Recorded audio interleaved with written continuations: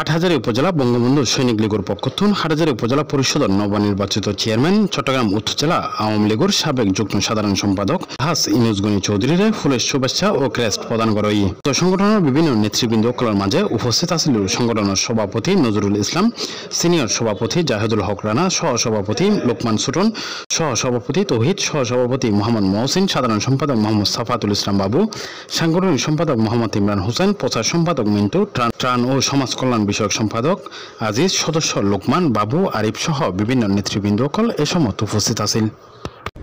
বঙ্গবন্ধু সৈনিক লীগ হাটহাজারী উপজেলা শাখা পক্ষতুন নবনির্বাচিত চেয়ারম্যান চট্টগ্রাম উত্তর জেলার আওয়ামী লীগের সাবেক যুগ্ম সাধারণ সম্পাদক এবং চট্টগ্রাম উন্নয়ন কর্তৃপক্ষের সাবেক বোর্ড সদস্য আলহাস ইনুস গনি চৌধুরী নবনির্বাচিত হওয়ায় আমরা বঙ্গবন্ধু সৈনিক লীগের পক্ষতুন তারা ফুল দিয়ে বরণ করলাম।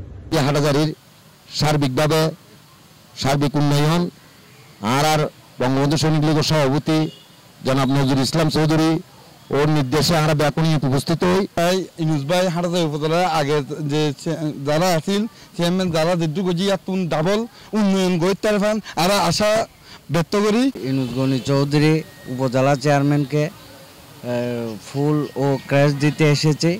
C+ TV Chittagong.